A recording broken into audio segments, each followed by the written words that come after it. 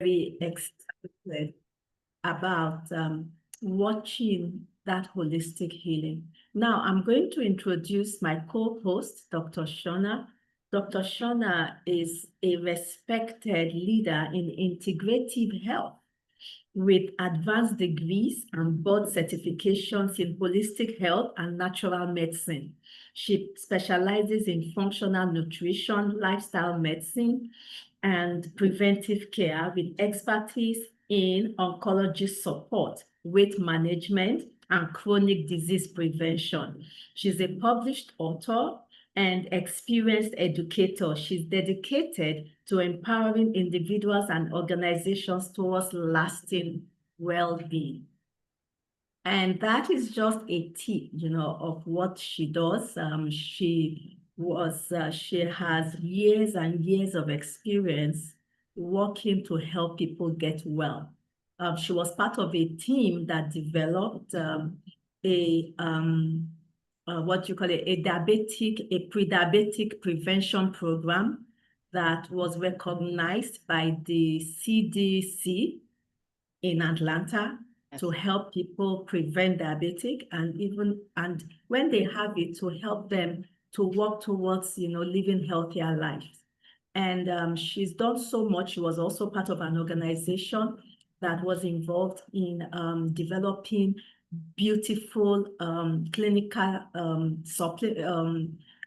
tested supplements that works absolutely well. So she's going to be talking to us about how to live well. So now let's get right into what we are talking about today. So Dr. Shona, I'm going to get across, I'm getting across to you. Now, Dr. Shona, in recent past, we've been having this drop down and die experience in Nigeria.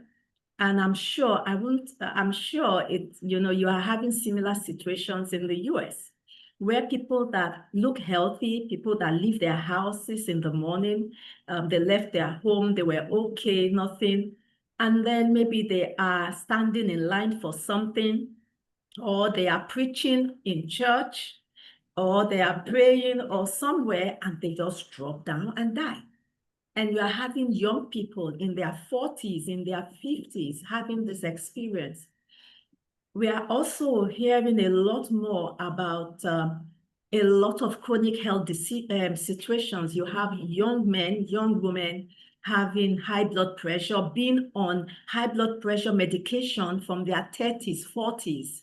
You are having prostate cancer in men as young as in their 40s. You are having this health situations that we have not seen, like we've not seen before.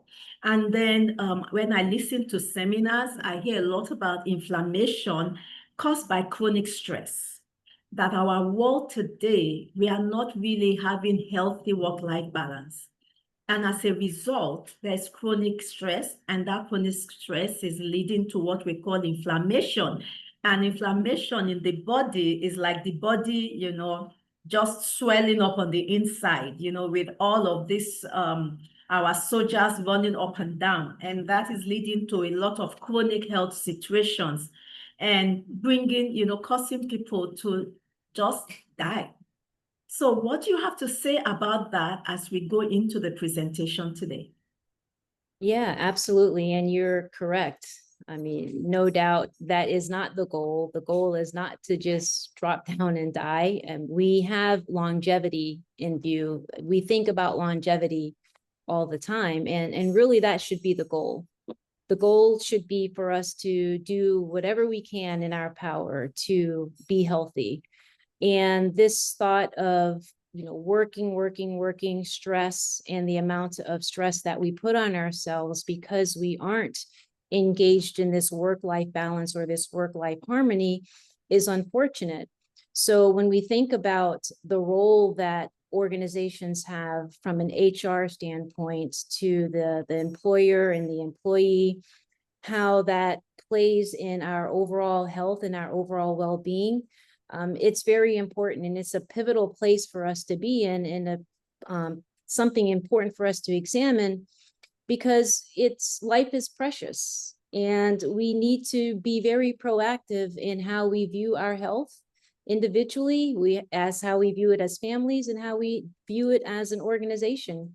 Whether we're a solo entrepreneur or a micro team or a large corporation, we have to take this serious, because we want to do everything that we can to make sure that we're living our healthiest, happiest life, and that we're actually thriving and not just existing.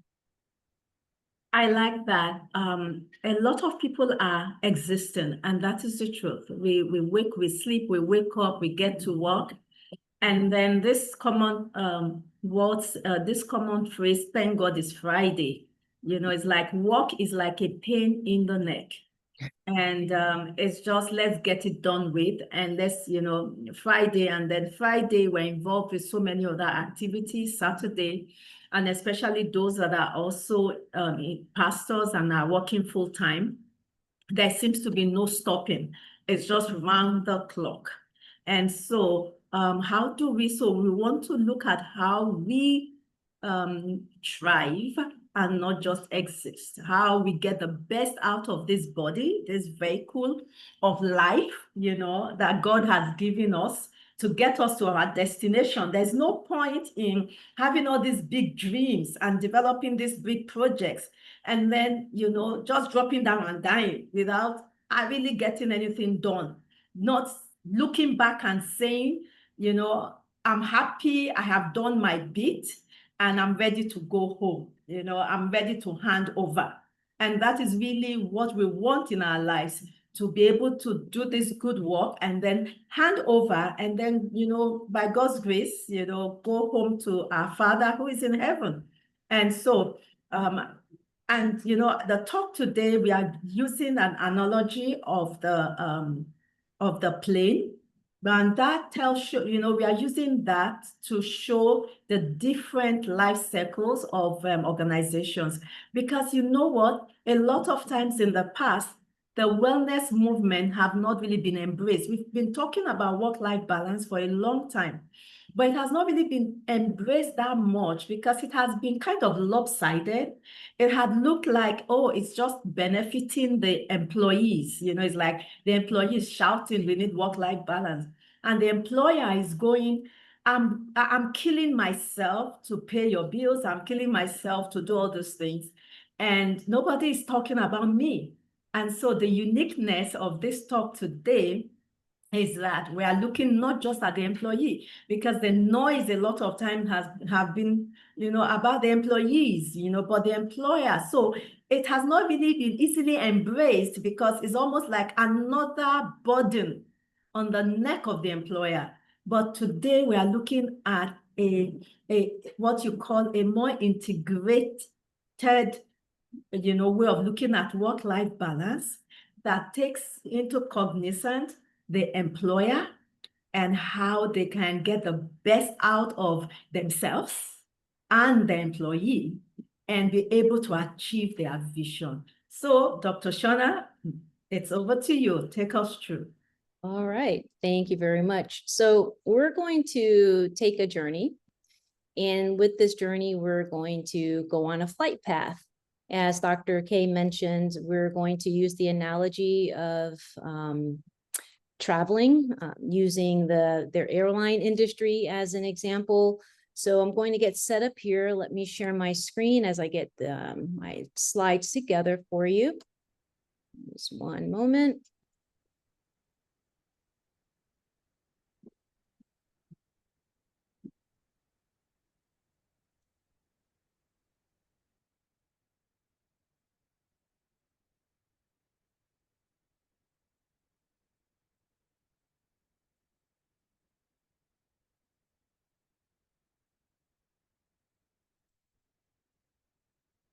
One second here.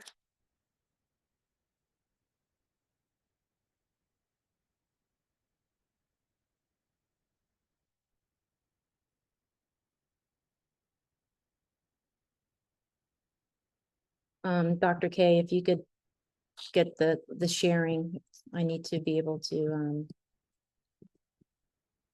do that. This sharing Give is me a not. moment. Yeah, sorry. Let me see what I didn't do here. Mhm. Oh, I'm so sorry. I was making you a co-host. Yes, thank you. So you are good right now.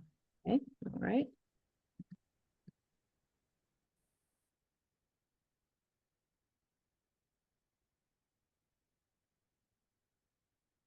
All right, are you able to see my screen? Yes, we can.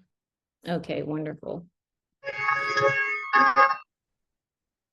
Okay, so as I mentioned, we're going to take a journey, and when we think about wellness and the role that wellness plays in corporate, whether you're a solopreneur or a large corporation, we think about each role as it relates to wellness.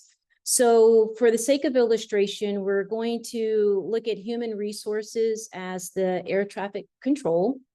We're going to look at the employer as the pilot. We're going to look at the flight attendants as the, flight attendant, the employee staff. And of course, the passengers as well as as the staff, flight attendants and staff. So as we go through this, and of course, we see the different groups here, from flight control to the pilots to the flight the attendants, et cetera, and the passengers being the customers that we serve, excuse me. We'll take this journey through wellness.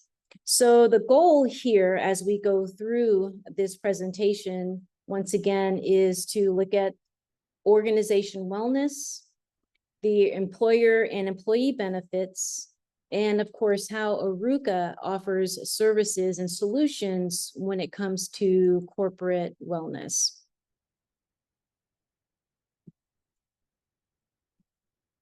All right.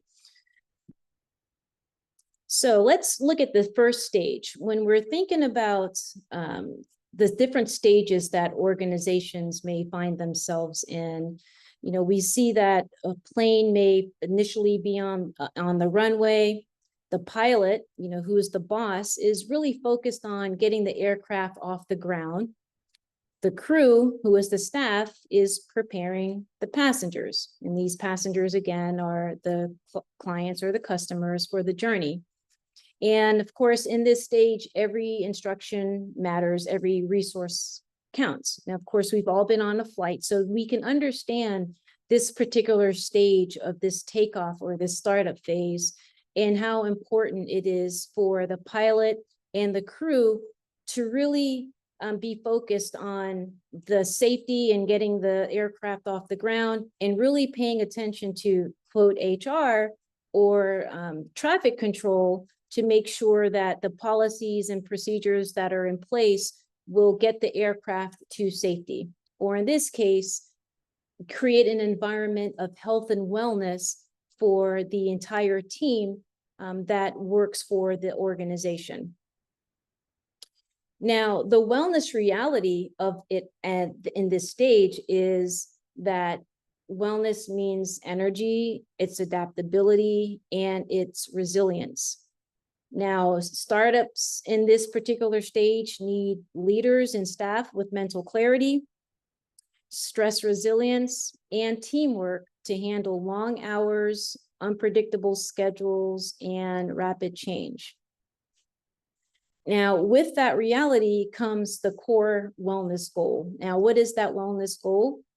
The goal at this stage is to prevent burnout from overwork, to strengthen stress management for both leadership and staff, build mental focus, and problem-solving agility.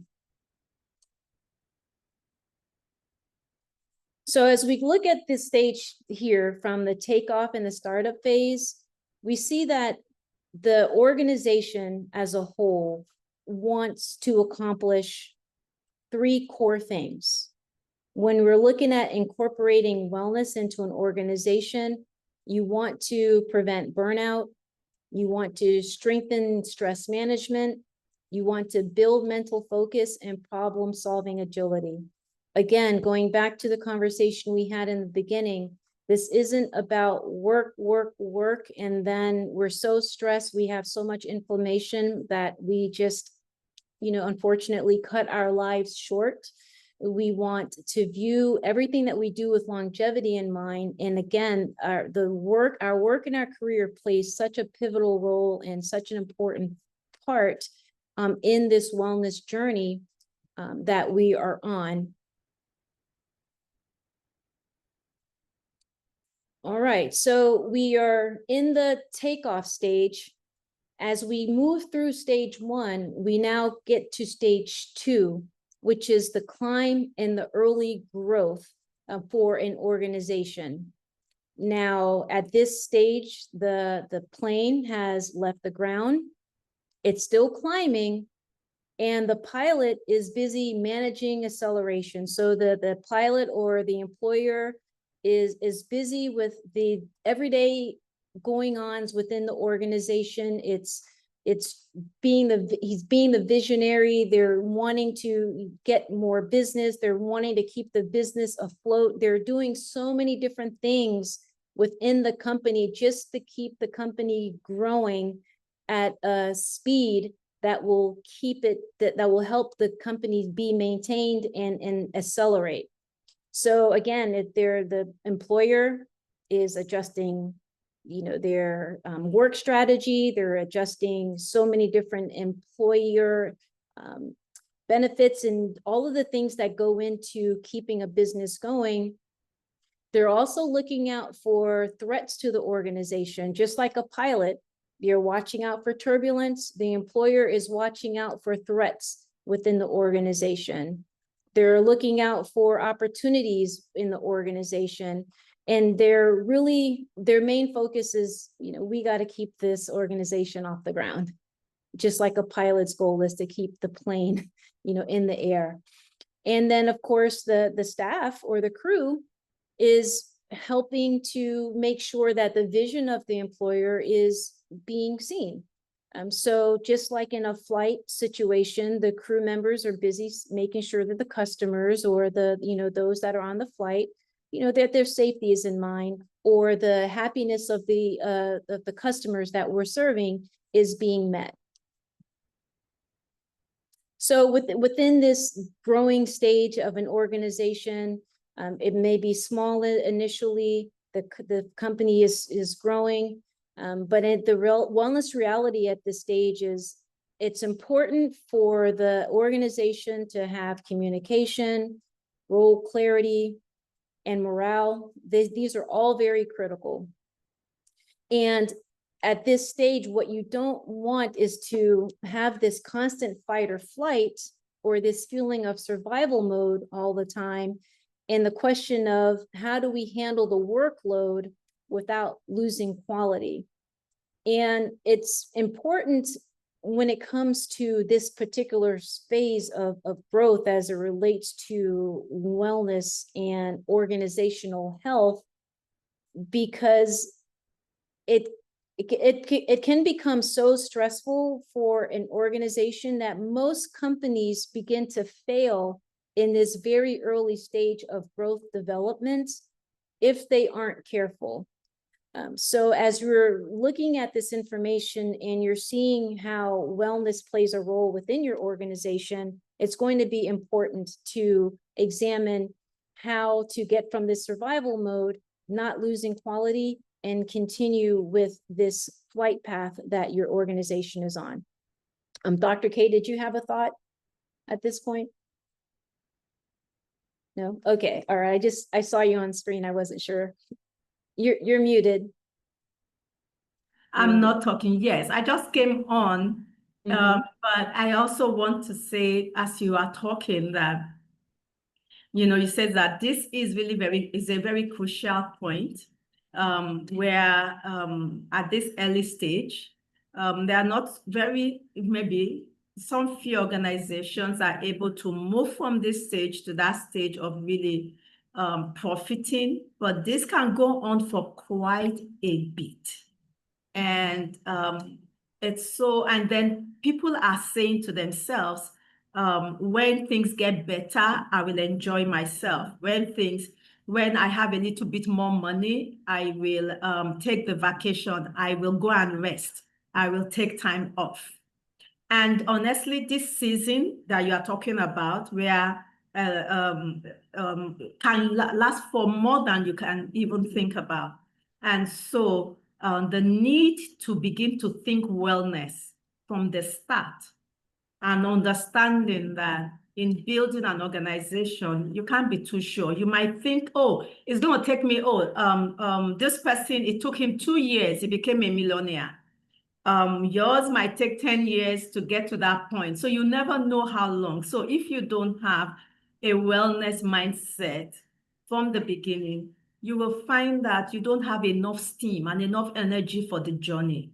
You didn't put that into consideration to ensure that you are not just struggling, you are thriving even in this phase that is a difficult one. Okay. Absolutely. And just a side point, as I was thinking through this and we're thinking about the analogy of this flight path, whenever there is a concern that, let's say, traffic control or the pilot may bring to the attention of the staff, the thought on an airline is to put the safety mask or give yourself oxygen first and then assist the others, with the survival step or the survival process. If we were to take that and apply it to wellness, that would mean that we have to take care of ourselves first in order to be able to take care of others. Mm-hmm. Now, that is individually, it trickles into the health and wellness of the entire organization. It trickles into even the health of our families and how our families now can benefit from this mindset of wellness that has to become a lifestyle and just a way of thinking day in and day out, as opposed to this existence that so many individuals have found themselves in, that we really have to break that cycle. That cycle has to be broken. So at this stage, what is the goal? The goal is to foster collaboration, and I'm sorry, my slide got cut off there. Foster collaboration and reduce role conflict. Is to improve work-life balance while still hitting ambitious goals. And it's to maintain leadership stamina under pressure. So can this be done? Absolutely, this can be done with the right tools and resources in place. An organization, even as they're going through this growth phase, can accomplish this as they continue to grow their organization. So just to recap, stage 2, we talked about these different phases, the analogy, the wellness reality.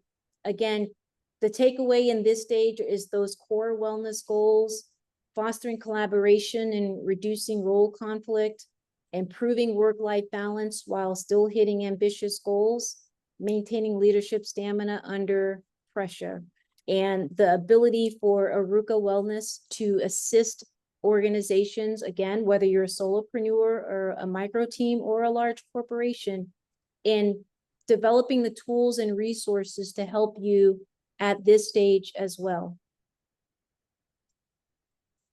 So we've started the takeoff process. We are in a flight path. We are now in a cruising altitude. We have now gotten to the point where we are in established operation.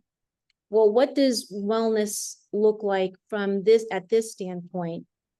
Again, going back to each role and each position within the organization, from HR, keeping up with compliance, letting the employer know where they are within the flight path, the health of the organization, what needs to be done in order to keep the staff and customers healthy in this case.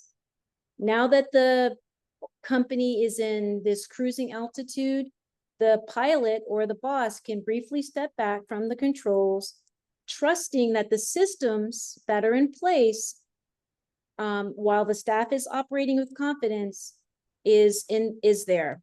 So with those systems in place, the organization can weather the conditions or the market changes, even though they may shift at any moment.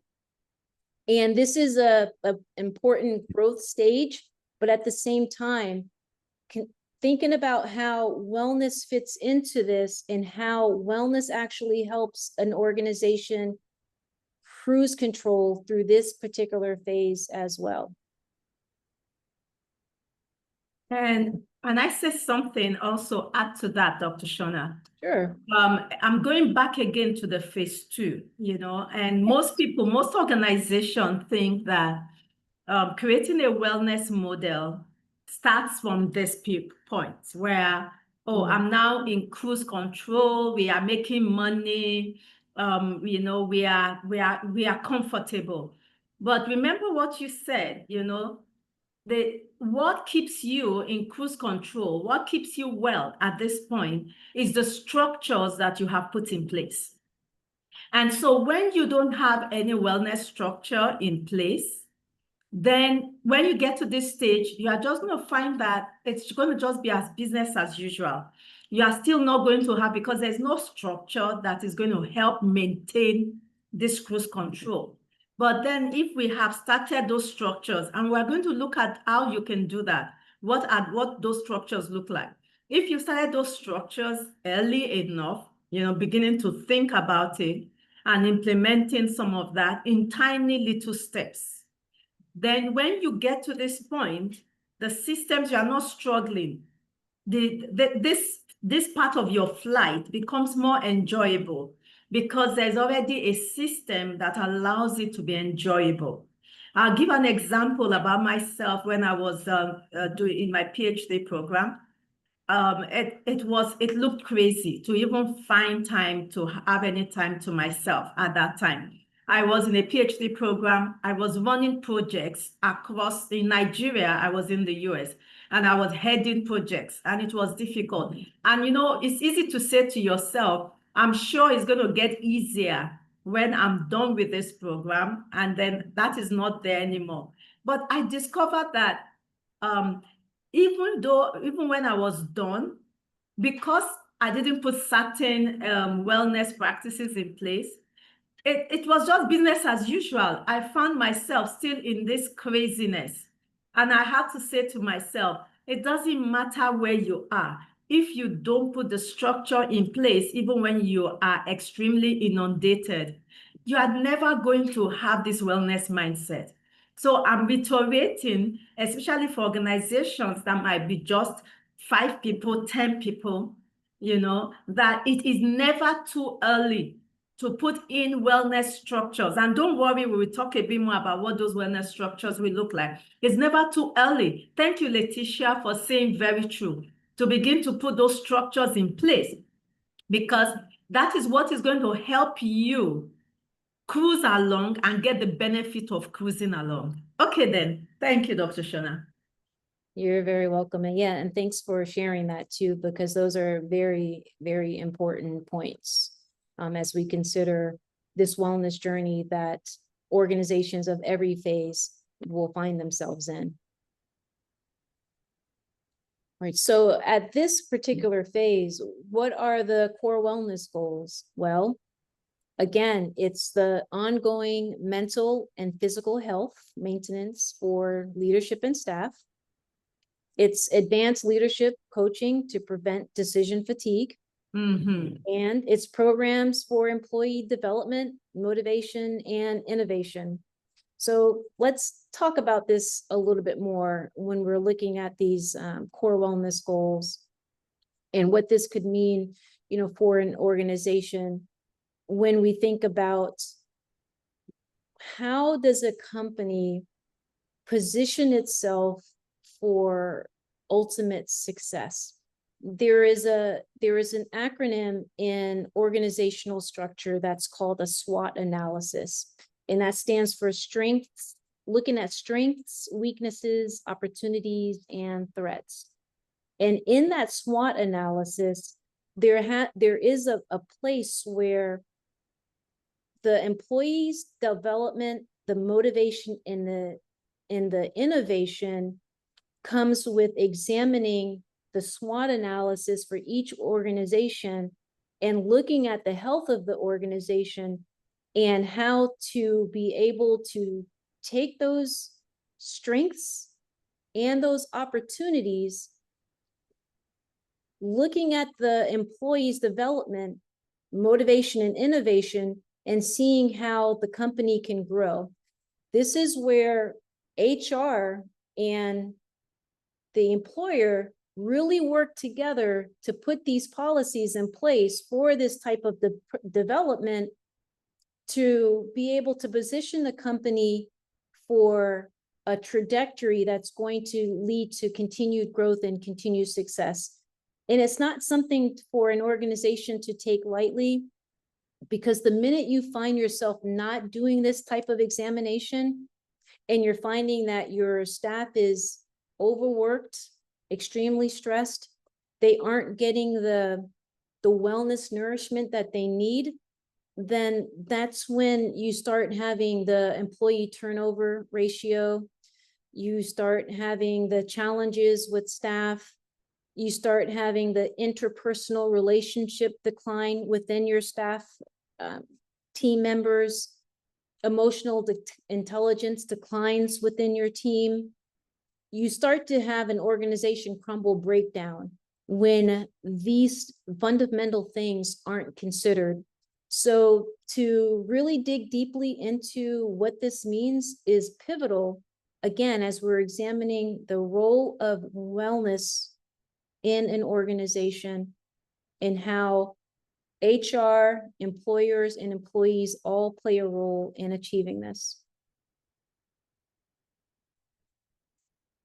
So again, to just recap this cruising altitude, your sustained performance, retaining talent. We talked about that just a little bit, having that interpersonal decline and employee turnover you want to retain. This also prevents complacency. Those core goals, again, ongoing health maintenance, advanced leadership coaching, and employee development programs. Having those things in place, looking at it from a SWOT analysis standpoint, is going to help the organization to really stay on that cruise altitude, on that very healthy flight path, and really get to the successful destination that the organization is wanting to achieve. All right, so we've gotten to this place of this cruise control. We're now preparing for descent into this transition, and we're really at this place where we are preparing for change. So what does that mean for an organization? Well, let's look at it from an analogy standpoint. The analogy is the plane or the organization is preparing to land, whether it's a new project, restructuring, or expansion into a different market. The pilot or the employer must guide the plane carefully, and the crew must keep passengers comfortable during the change. Again, employer, employee, and the customers that you're serving. What is the reality? The reality of this particular phase of an organization's flight path is this change can create stress, it can create uncertainty, it can create resistance. And without the proper wellness structures, productivity can dip and team morale can suffer. And I'm sure some on this call may have seen that. You have seen the visionary or the pilot decide, we're going to take another flight path. And it's okay. I mean, they're the visionary. They see a bigger picture in what will help get the organization to a different destination financially, perhaps. But there's some resistance because all the team sees, all the staff sees is extra workload, extra stress, less time for family, less time for personal self, all of the things that come with the already taxed experience that they feel, which is going to cut into productivity and which is going to make morale suffer. And again, internal stress that comes with it within an organization, which is what you want to prevent. However, the goal with an organization should be that with this change means change management counseling and resilience training, again, wellness, emotional support for staff, adapting to new roles. Sometimes it means having the right person in the right seat, right passenger in the right seat. When you think about an airline, and you all recall the individuals that are sitting next to the exit, what does the flight attendant always do? They ask them the question, do you realize the importance of why you're sitting in this seat? Are you able to assist other passengers with getting off the plane safely? Making sure that the right employee is in the right seat is important. So the ability to adapt to new roles, how does wellness fit into that picture in adapting to new roles? It's all part of having a wellness program incorporated into your organizational structure to assist with those kind of transitions. And again, leadership focus on clear communication and vision alignment. We kind of touched on that in a few slides earlier, the visionary, vision alignment, understanding the right person being in the right seat, the change, the mental changes that individuals go through, the support that they need as they transition through the change. How is the organization helping mentally, emotionally, physically, spiritually, and how all of those things impact the overall wellness of an organization? Can I just chip in something here? Sure. And I think this can be a very stressful period. Thinking about the flight analogy, I remember when I was in a flight, I think I was going from Texas back to Atlanta. And because something was going on, we were in the air for almost 3 hours because we couldn't land.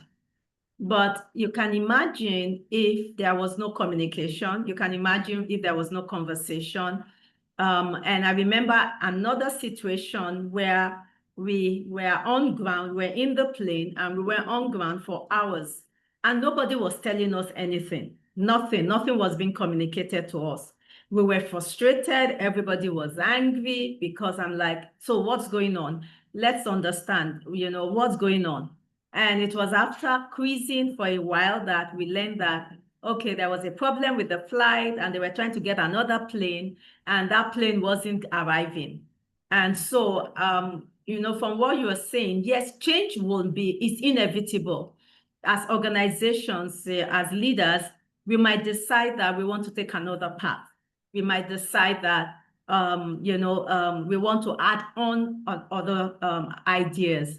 But what makes this process less stressful from what you are saying is that clear communication is carrying people along, is if there's a change in the vision, communicating that change in the vision, always having that meeting, if it's every Monday morning, every Tuesday, or whatever meeting where you communicate, and that's part of the wellness, for the whole organization, so that even in the process of that change, there's clear, there's a buy-in.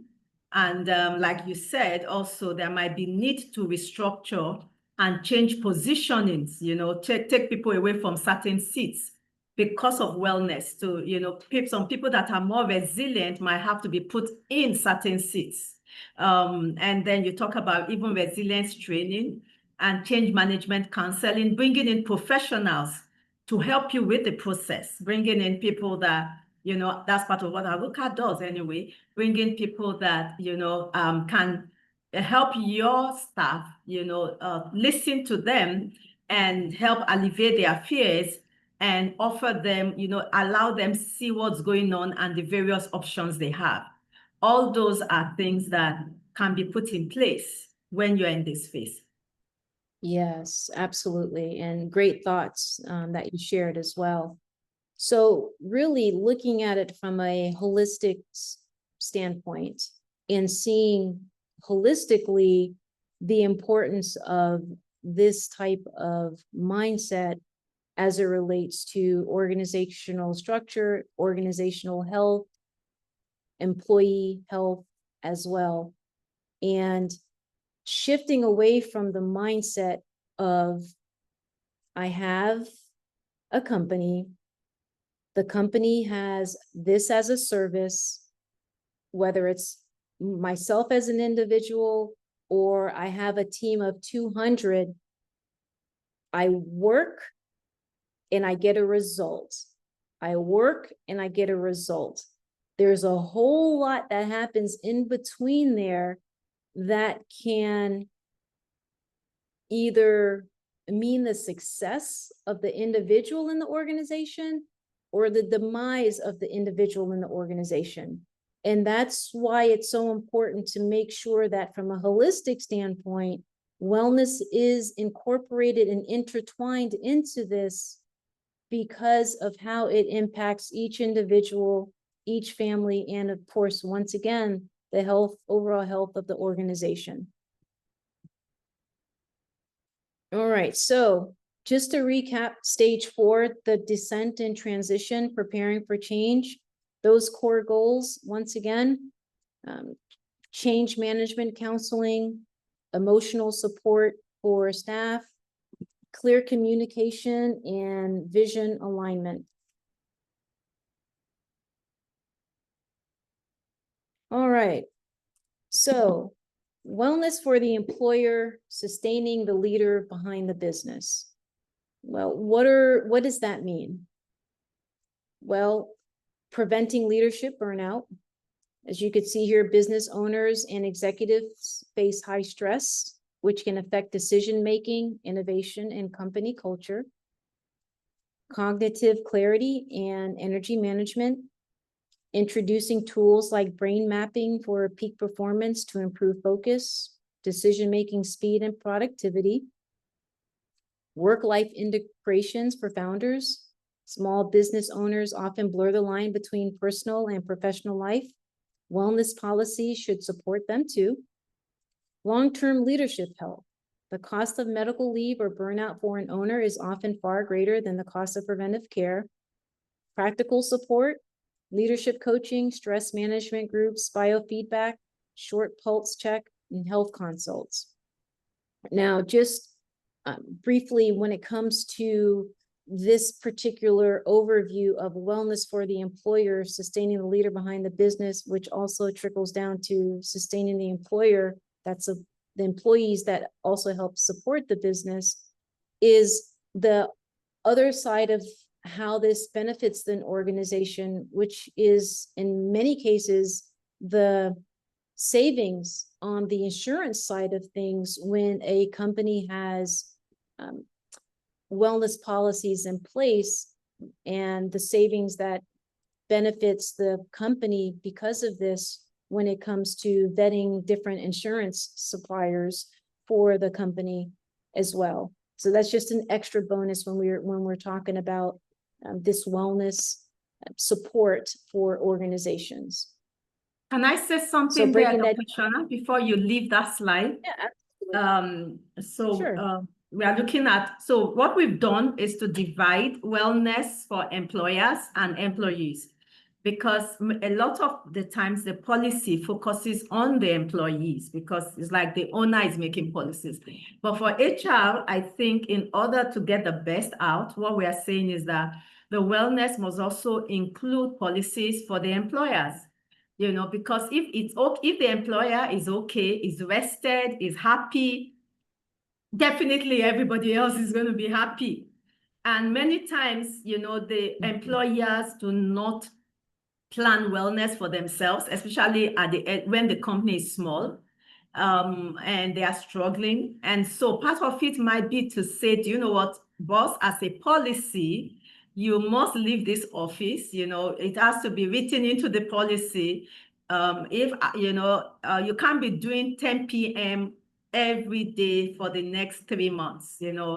As a policy, we are going to stop that after we see it this number of times. As a policy, once a month, and the employer, has to go for blah, blah, blah, blah, blah, what you call it, a spa. I'm just using throwing that in. But, when you put in policies that also looks in at the employer, and as an HR manager or HR executive, the manager, the owner, the employer feels supported also, because we are all human beings. Feels that, well, I'm cared for, my well-being is cared for. And so that is very important as we are talking about preventing leadership burnout. And, even putting in things, giftings, gifts, things that can help the employer to be more mindful, calling attention to that, because if it's well with you mentally and emotionally, then it will be well with the organization. If the employer is not, resting or taking time out, it will be difficult. And I'm speaking to myself as I'm saying this also. So this is, and I'm sure my staff on the platform are going, yes, yes, yes. Okay. All right, yes, that's again, very important points as well. Just making sure that these things are part of policy.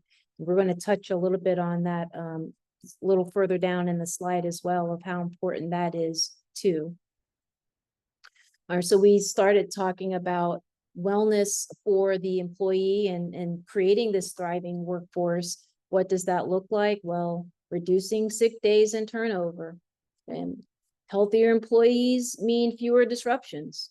Healthier employees also, again, it could mean lower insurance premiums for the organization that carry insurance policies. Boosting engagement and productivity, using brain mapping to tailor work strategies to employee strengths. Mental health integration, psychoeducational seminars, and cost-effective options for startups, leveraging group sessions and intern-led seminars to make wellness affordable. Again, focusing on creating a thriving workforce is why wellness is important, not only for the employer, but again, for the employee as well.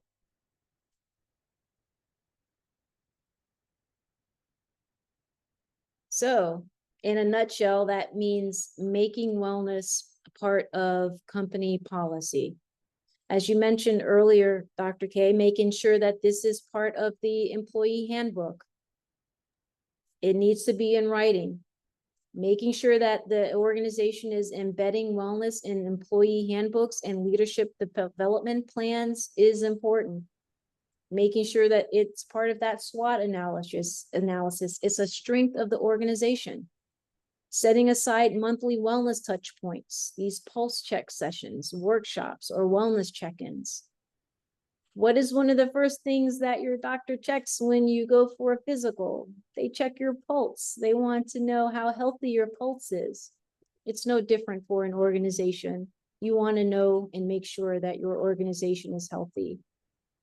And that is for the employer, their employee, and that even affects your customers as well. Linking wellness metrics to business KPIs, that leads to retention, productivity, reduced absenteeism. And this is extremely important. I work often on the chief operating side of things and understanding the importance of these business KPIs and how the wellness aspect of it rolls into this productivity piece, again, is important.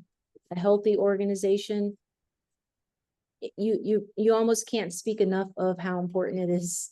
So we're going to sound like a broken record almost, really stressing the importance of why this is essential to your company's health and overall well-being.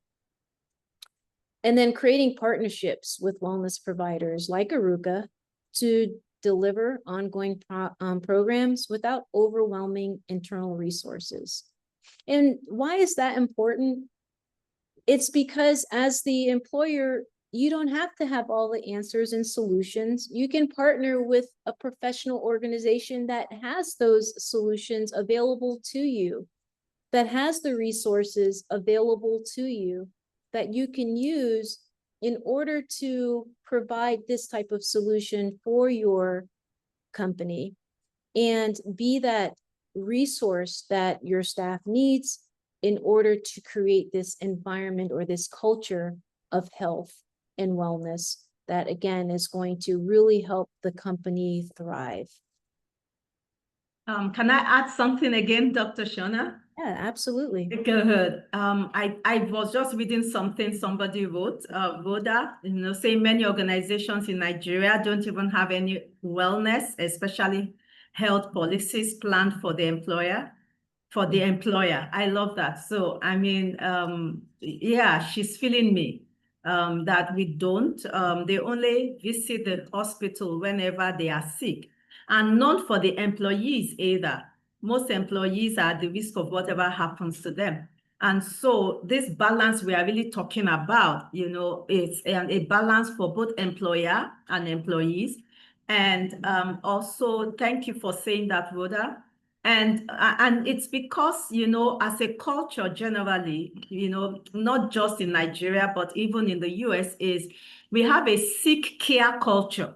What is a sick care culture? A sick care culture is you only check yourself when something is not right with you, when you are sick. We don't have a preventative health culture. A sick care culture is very expensive. Healthcare is very expensive. And so even our insurance, the insurance that we are looking at nowadays is also based on that sick care culture. But then the wellness culture looks more at a preventative culture, that we need to have more of a preventative mindset where we put in place things right, before it breaks down. Growing up, for instance, when I was much, much younger, when I was maybe a child, we used to operate more of a preventative culture as a society, where every Sunday, your grandmother will give you one bitter things to drink because you have been eating sugar all week long. They don't wait until you have malaria or you are sick. They prevent, they give you this ugly, this not so nice thing to drink in order to prevent you from falling sick. And so it's the same analogy we look at here, in which our wellness culture, starting from us as individuals, is because it's what we have as individuals we bring into our organizations. It should be more of a preventative culture. How do I live life preventing sickness rather than be reactive? I have to be proactive. And that's what we are talking about. And we are going to get into some of those. We are already getting into some of those proactive steps. All right. Thank you so much. Yeah, very, very wonderful points. All right. So next steps. As Dr. K was mentioning, those proactive steps, what are those? We're going to look at some call to action and next steps and some programs for your organization. So services Aruka can provide for employers and employees, brain mapping and peak performance and productivity. This is helping leaders and teams operate at their cognitive best. Well Health VIP memberships. This is a wearable integration, telehealth access. These monthly pulse checks, supplement and prescription reviews, and personalized care plans. Short and long-term counseling groups, leadership burnout prevention, emotional detox, trauma recovery, ADHD skills, marriage enrichment, etc. Psychoeducational seminars, neurodevelopmental understanding, parenting workshops, addiction recovery, work-life balance, and crisis coping, as well as custom corporate wellness packages, tailored for both employer and employee needs, scalable for startups and large organizations. All right, so of course, investing in well-being of your leadership and your team, because a healthy company starts with healthy people. We've pretty much talked about that throughout the entire time as a theme throughout this entire presentation. And being able to book a comprehensive wellness assessment today that will include a full health appraisal, supplement and prescription review, looking at your potential lab needs, a personalized care plan. Employers can schedule leadership-specific pulse checks, group sessions, or company-wide seminars. And of course, contacting Aruka International Center to design a wellness policy that protects you and your business and your staff. Dr. Shona, can we go back to Sure. 2 slides behind? Yes, we sure can. This one? Good, good. And so I think this is a summary of, what is needed in, in building a wellness-centered program. One, we've talked about, and this is just a summary of what we've talked about, and is also a summary of some of the services that Aruka provides. And we've talked about change when you are, having your staff, having opportunity for your staff to have counseling. The first time I was called upon to do that, it was quite interesting. And it was an MD said, my staff, she's usually a good staff, but I've noticed that she had something happen. She lost her pregnancy and she's really not been doing well. And we are going to pay for her to go for counseling because she needs it. And I was invited at that time. That was a long while back to consult for them. But that was very touching, and that at that time, and I'm talking about over 15 or 18 years ago, and this was in Nigeria, and you can imagine what that did for the staff morale to have an opportunity. And so I'm asking, how many of our organizations have partnership with organizations that can provide counseling for their staff when they notice that something is not going well with them? Number 2, do we have our supervisors and our managers, our HR managers and supervisors, well trained to be able to assess that something is going on? How many of them are trained in mental health first aid, psychological first aid, to be able? She talked about, testing the pulse of something is going on and noticing that, well, this person is not usually like this. Something might be going on. But in order to be able to do that, you have to have some training, some background in what mental health looks like, what depression looks like, what anxiety disorder looks like, what does it look like to be experiencing domestic violence, what is trauma. Because the reality is that everybody brings to the office what they are going through at home. Nobody drops it. That's not the reality. Even though we say that drop things at home and when you are coming, come to work.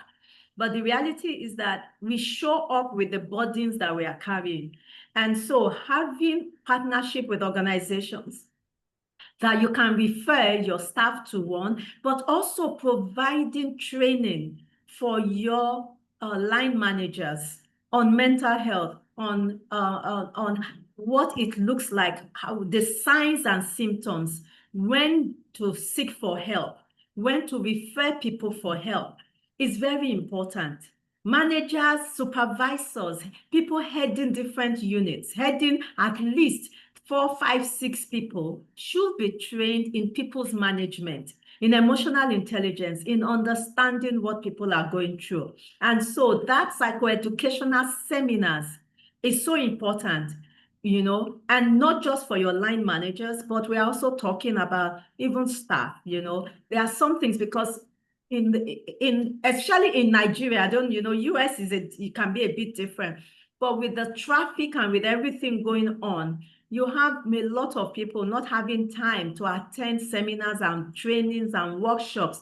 And most of the workshops that we end up, sending staff to are those that are related to work, to help them learn how to use one tool or the other. But everyone needs to learn to live. Nobody is born with all the knowledge of being a good husband or of being a good father, of showing up, being a good friend and all of that. And so if some of those kind of workshops, are included as part of the wellness package, are included in seminars that we run during our trainings, will also be very effective. And the people will feel that they are, we feel empowered. And so these are some of the things that Aruka also can help you with. I'm sure not only Aruka does that, but I mean, we are having this seminar to also let you see some of the things that we can help you with. Now, we looked at brain mapping and peak performance. There are some managers, some employers, you are burnt out. You are tired. You barely are able to get yourself out of bed, but you want to push on. You want to go on. Those are the drop down and die situations, and you don't want to get there. You need to also care for yourself. And so some of our services that we offer is this brain mapping. And not just that, Dr. Shona has this complete wellness, package, where, you can check what is going on with you. That headache that is constantly there, that you keep using Panadol for, or you use an analgesic for, might be the sign of something more sinister going on inside your body. You don't want to say, I will take care of that later. I will take care of that later. And you use analgesic to shut it down. Those are some of the drop down and die situations that we see. And so you want to not just do what we call go for the regular blood work test, but there are some things, even talking to someone, counseling, really being able to pour out your heart and how you are feeling and the struggles and the challenges you are having can help you, even if the person do not have an answer to give you, just having that conversation. I've had people sit with me, and by the time they are done, they say, gosh, I feel so much better. Because many times you have the answer, but because there's so much stress going on, you are not able to tap into that answer. And so we have services like, Dr. Shona have, yes, on the slide, brain mapping that helps, especially if you are beginning to have low memory, you are struggling with remembering things, focus, you are becoming challenged, your mood, you are just not having pleasures in doing anything. Life is just going on. And you just you are hoping for a change, but you don't know how to make that change. Well, we have brain mapping services and brain training services that are there to help. And so I wanted to open up. I know Dr. Shona has done a good job of trying to talk about those services, but I just wanted to open up more for you to understand that life is not about waiting until you are sick to get help.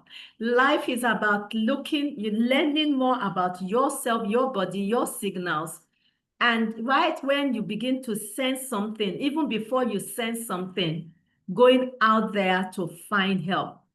One of our services is also the bioenergetic testing services. Bioenergetic testing uses the principle of physics, energetic physics, to help check for things that 5 years down the line might happen to you. Things that the usual lab will not pick out. Things that, blood work is not going to show you. Cells that are already not feeling well, but they are not diseased enough for them to show up in a scan or show up in a CT scan or MRI scan.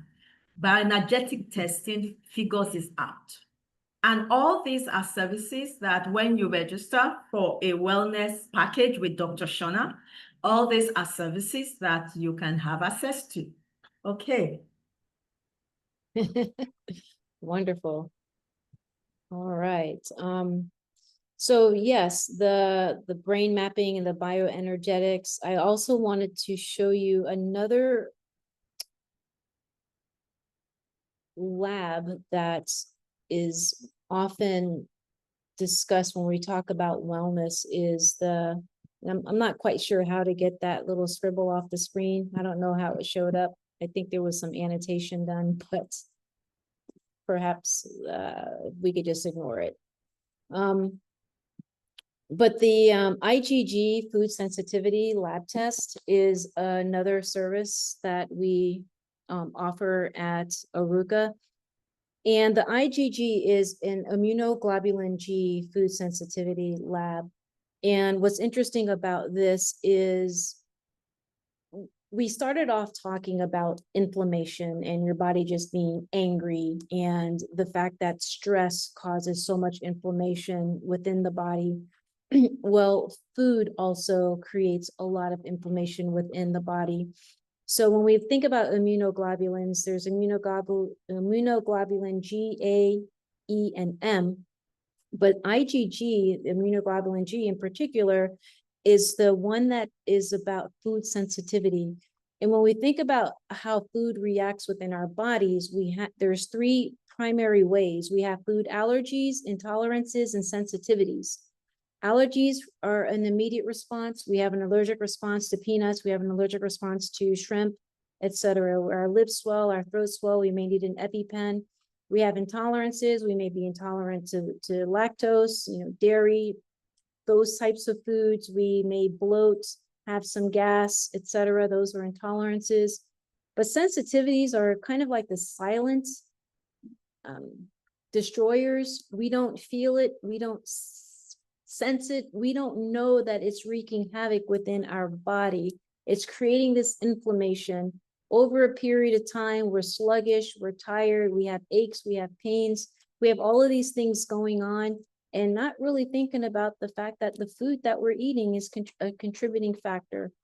So IgG food sensitivity lab testing, in addition to the bioenergetic screening and the brain mapping, etc., are just some of the services as part of some of the wellness packages that your organization can take advantage of. So with that being said, there's the group counseling and development programs. These are for employees and employers, looking at the leadership, emotional intelligence aspect of it, which is extremely important. Dr. K mentioned a lot of this on just how to emotionally navigate some of the challenges and changes when it comes to the employer-employee or the vision change that happens within an organization. And then from an employee standpoint, eliminating the automatic negative thoughts, the trauma and abuse recoveries, and then even the marriage enrichment and premarital group.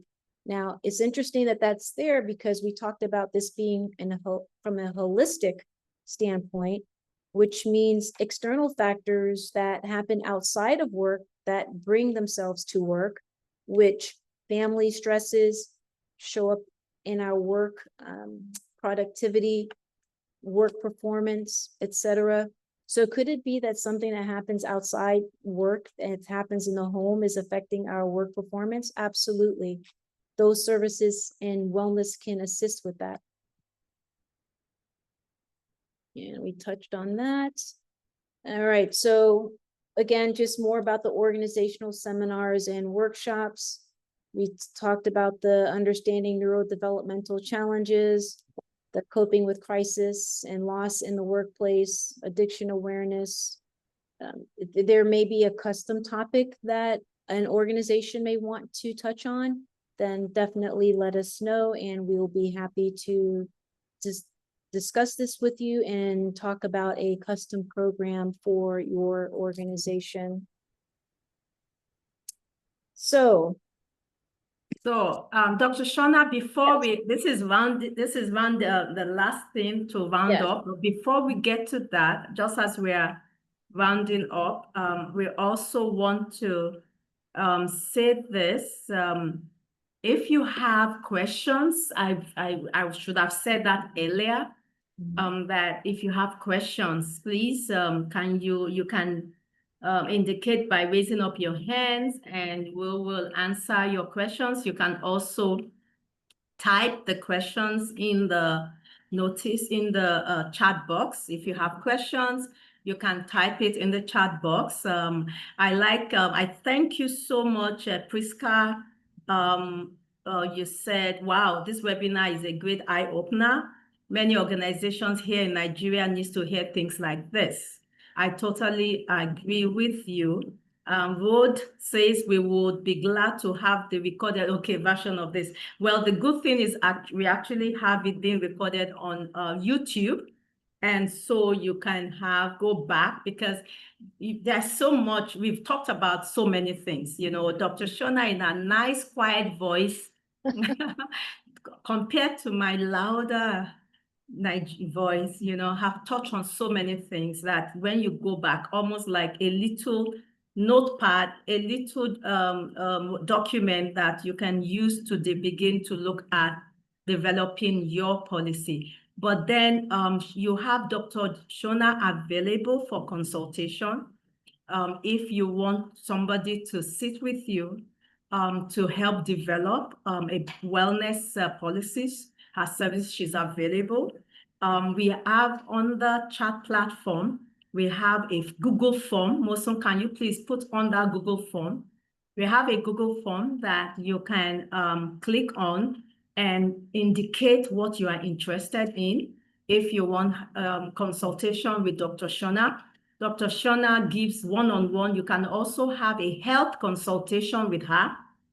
She's a naturopathic doctor and looks at things from a very holistic perspective. I told you that there are many things that do not show up on labs yet because they have not reached that diseased level.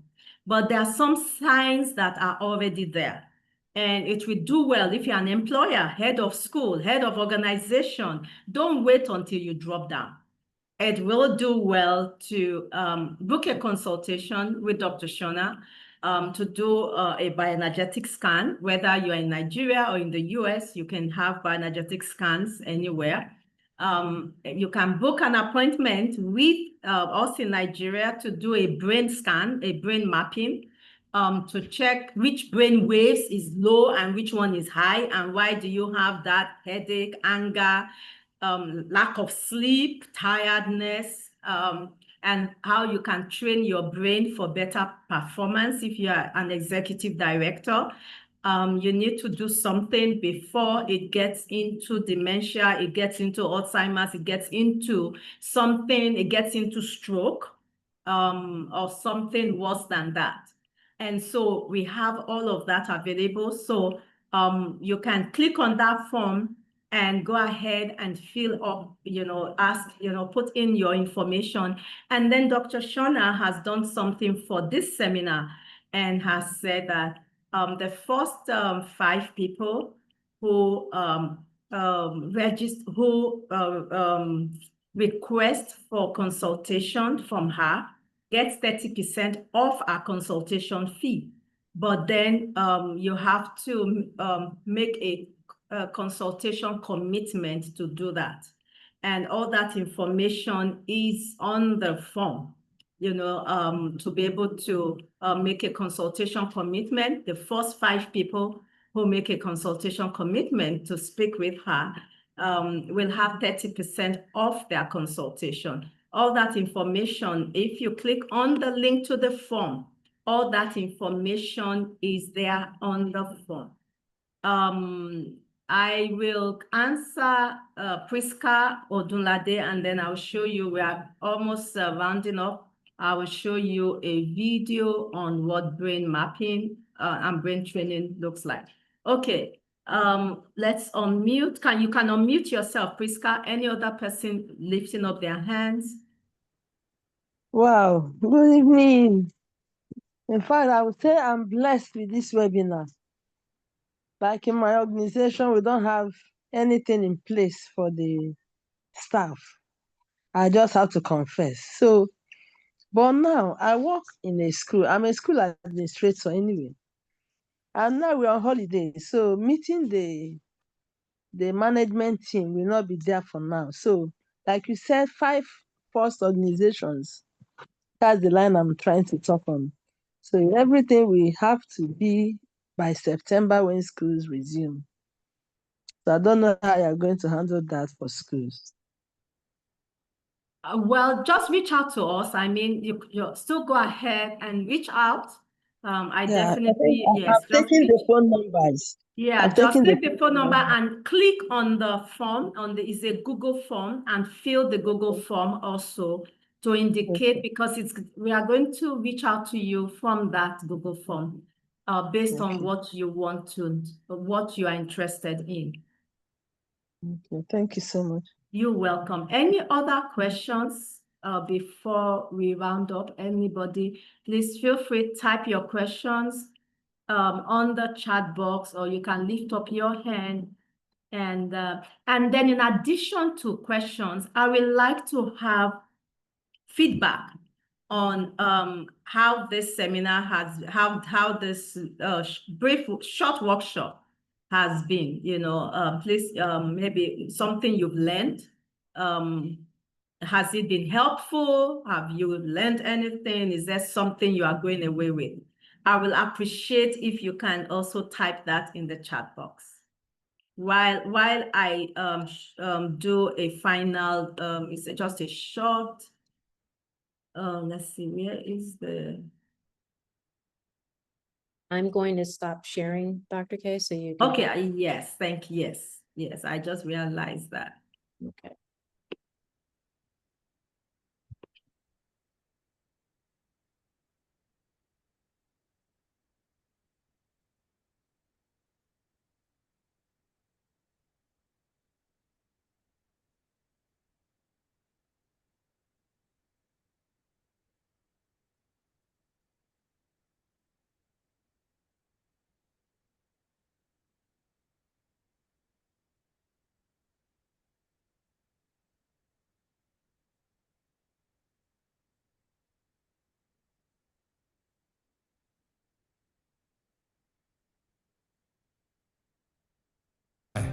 This is Mike Cohen. I first took my dad to neurofeedback in 1995.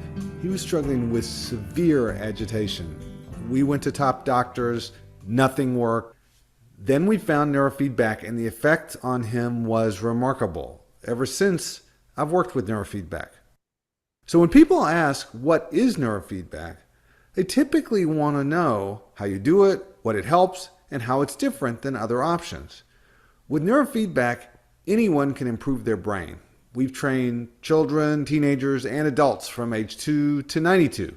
For children, it's often used for ADHD, emotional and behavioral issues, learning and developmental delays, and struggles in school. For adults, it's commonly used for anxiety, depression, obsessing, and sleep problems. Neurofeedback measures brain activity, like brain waves, and it helps you make more or less of certain brain patterns. By changing brain activity, or by changing how one area of the brain talks to another, you can improve attention, control of your emotions, and behavior. There's research on how it helps migraines, pain, concussions, addiction, and seizures. But what do all these have in common? They're brain issues. With neurofeedback, your brain changes itself. And when it does, typically any of these issues improve. It's not all about problems. Neurofeedback improves performance by changing the timing of the brain. That can help anyone in performing in school, business, or sports. It helps give you an edge. Neurofeedback is different from brain games like Lumosity or tutoring or therapy. Those focus on changing your skills or behavior or how you think. Neurofeedback is focused on changing the brain. There are parts of your brain that help you pay attention, that help you be calm, that help manage your mood and your emotions, or that help you sleep. You don't realize how much your brain affects your mind. With neurofeedback, you get to see how changing your brain can have a huge impact on your life. How do you do neurofeedback? First, we put sensors on your head. Commonly, we measure your EEG brain activity with a special computerized system. The system gives you feedback, such as playing a movie or hearing a beep. For example, when you make a certain amount of beta brain waves, the movie will play perfectly. But as soon as you're less alert and awake, the movie starts to fade out. You rapidly learn how to keep the movie from fading out by changing the brain activity that's being trained. Your brain has a way of figuring out how to get the movie to play. Once you learn new patterns, and that may take practice, your brain tends to remember it. There's a lot of published research that shows that the brain learns from feedback and that measurable changes in brain activity occur after training. So how do you exceptions, particularly if there's disease like Alzheimer's or neurological issues, but there are still ways to train your brain. The changes you make with neurofeedback can over time have a profound effect on learning, memory, attention, mood, migraines, and far more. Wonderful. So that is just a sample. Let me stop sharing this. Let me look for. That is just a sample of some of the services we provide. Let me find the link. Give me a moment. I need to stop sharing this.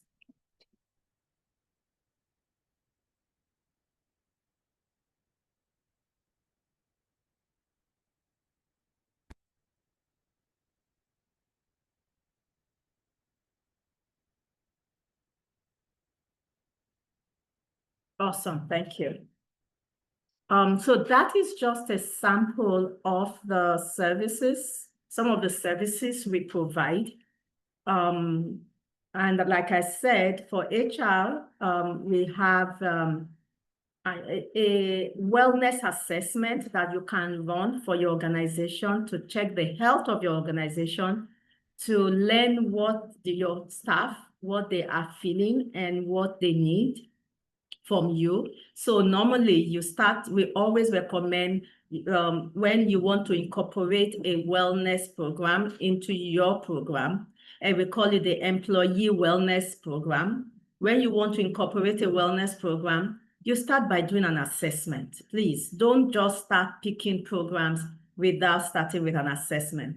We call it the employee wellness assessment, employee, what you call it, welfare pack program assessment. And it's for everybody, even the employer, the employee. And based on this assessment is where you start developing a wellness policy. Based on the result of this assessment, then you can begin to plan, okay, so because you want to develop a policy that, carries everybody along, that people are interested in. You don't just want to go and say, oh, Shell or UBA have this wellness policy. And so we are just it's cheaper for us to put it, to have the same policy. You want to first assess what you have, and then you want to be able to use that result to then develop a policy. You also want to incorporate a lot of training, training your supervisors in mental health, your HR, people that are heading other people. You want to be able to train them in mental health. It is very important. Mental health is so crucial. Unlike physical health, if I have a wound on my leg, you will see the wound. And you are going to say, Pele, sorry, how are you doing? Oh, have you gone to the hospital? If you see me limping. But when it comes to wound in the brain, in the head, you don't see it. And so if you don't know how to assess it, you are going to miss it. And so it's important to train leaders, those that are involved in working with other people, on how to know when something is going on and what to do, where to send them to. You don't have to send them. It's not a psychiatric thing. Sometimes what they need is just some simple affirmation. They need somebody to just pour out their heart to.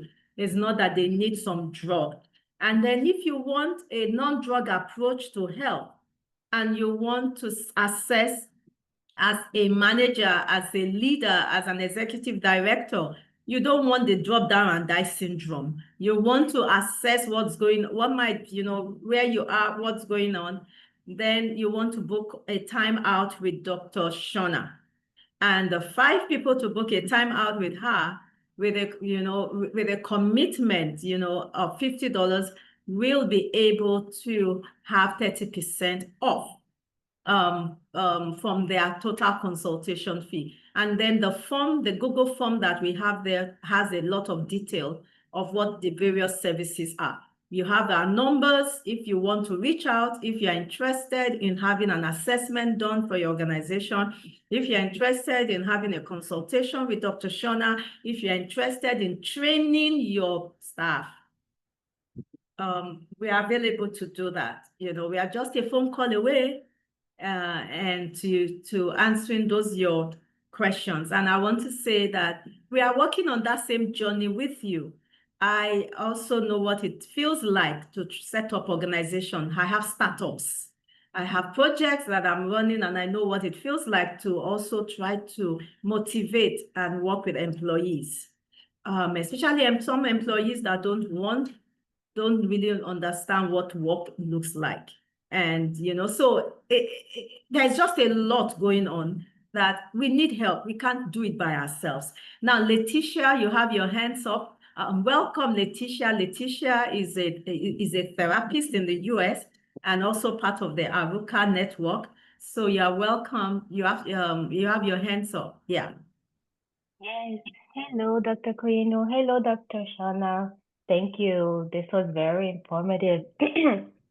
And all of the things that you said are so relevant, especially as we're learning that, the mind and the body are so connected, that whether it starts with the mind or with the body, one way or another, they start, the disease or like the imbalance that you see, starts affecting the other part. So I just wanted to see if you could touch a little bit on, people who have multiple roles as caregivers, who are either caregiving as a job or, in the human resources field or human services field, or who are caregivers at home, but also have like a very strenuous job.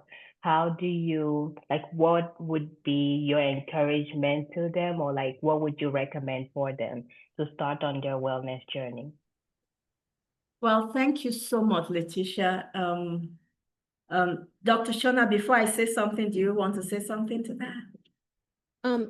You can go ahead. I'll let you start and then you back off of you. I have some thoughts on that though. Oh, okay then. Right. Okay. Well, as I have been a caregiver, and this is funny. When my mother was going through cancer treatment, when we go to the hospital, sometimes they thought I was the patient. And that is because, yes, many times as caregivers, we don't take care of ourselves. And we end up breaking down. You've had so many cases of a wife taking care of the husband while the husband was sick, and she dies. And people say, oh, we thought it was the husband that was sick, that was going to die. Because the impact, we call it vicarious trauma, where you go through a lot of trauma by taking care of people that are not feeling well. And you also have what we call vicarious trauma sickness by extension. And so it's so important, if you're a caregiver, you are taking care of your aged ones, a sick person, and then you are also taking, you are at work. And that is why we go back also to having, HR and supervisors trained in mental health and being able to see this and understand what is going on, and basically develop expectations based on, that, especially for bigger organizations. For smaller organizations, it becomes really difficult when that person is really the center of a lot of activities, but you have to find a way. I've been there. I'm also there right now, where you have a staff being a caregiver. It's important that the work, situation will experience some adjustment for that. And then the caregiver must learn to become an advocate for himself or herself and must speak out, must share. You cannot keep quiet because people don't read minds, you know. You must be able to take a seat with your boss or with your supervisor and have a conversation of what is going on and make necessary requests if it's possible, you know. And if you are a very diligent staff and a staff that, you know, an employer does not want to see go, they will sit with you and have a conversation on how to, you know, help balance the situation. But please realize that having a caregiver's role is a strenuous role and affect your work-life balance and affect your productivity in your office. Yeah, absolutely. And to add to that, it goes back to one of the things I mentioned early in the webinar is when you're on a flight and there is an emergency situation, the first thing that a caregiver that has a child traveling with them is to put the oxygen mask on them first before they can assist their child. And the reason that that's the instruction is because if they don't do that, then there is no way they can care for the loved one that they're traveling with if they are weak and don't have the oxygen to be able to care for them. So someone that's in a caretaker role, they have to understand that they have to pour into themselves first. They have to understand that their health has to be a focus for themselves, and they have to take care of themselves, understanding that eating properly, getting the right amount of rest, trying to reduce the amount of stress that they're going through is important so that they can support their loved ones or individuals that they're caring for. And to also be vulnerable in that space and not feel like they have to be the superhero or superhuman in that space. They have to know that they can be vulnerable in reaching out to a support system and use resources, and they don't have to have all of the answers for everything. Knowing that there are individuals that can help, there are organizations that can help, whether it's helping them personally or assisting with the load that comes with it, that they need to be able to tap into those kinds of resources as well. But again, that all goes back to this holistic approach with a caregiver and letting them know and understand that pouring into themselves, making sure that they're nourished, taking care of themselves, being vulnerable, reaching out to a support system, and using those resources has to be something that they really take serious, and they really do, so that they don't experience burnout themselves. Wonderful. Thank you so much. I just would like to finally read some things people said. So we have Riverwell, Makeda. Hi, Makeda. Are you still on? How are you? So glad that it's been a while. I love you. Mwah. It's been a while. It's so good to have you. Yay! Yes, we were in chiropractic school together. We weathered that storm. Oh my goodness. Oh, 4.5 years, 5 years of pain, right? It was a journey. Yes, and you now have your chiropractic clinic in Atlanta? Yes. Awesome, awesome. Yeah, I know. And you know, you said here we talked about work-life balance with family, but it's important also to know that as a business owner, Makeda, you need that work-life balance. Yes. Especially as a solopreneur, running your own company, running your own chiropractic center. It can be just all, you know, just how I put it, really, you're just thinking of how to grow that business and all of that. But, you know, loving yourself as you love your patient and your client is very important. And putting in place care packages for yourself in order to be better positioned to help your patient. So this goes for not just employers, even doctors, so when Letitia talks about caregiver, we are even talking about doctors who work in hospitals. They also are liable to falling down and die, to experiencing a lot of stress because of vicarious trauma. And so thank you. Letitia said this was very informative and needed. Makida says, to this day, I make sure to schedule the family weekends you suggested back in the program. Thank you. Yes, we had those conversations.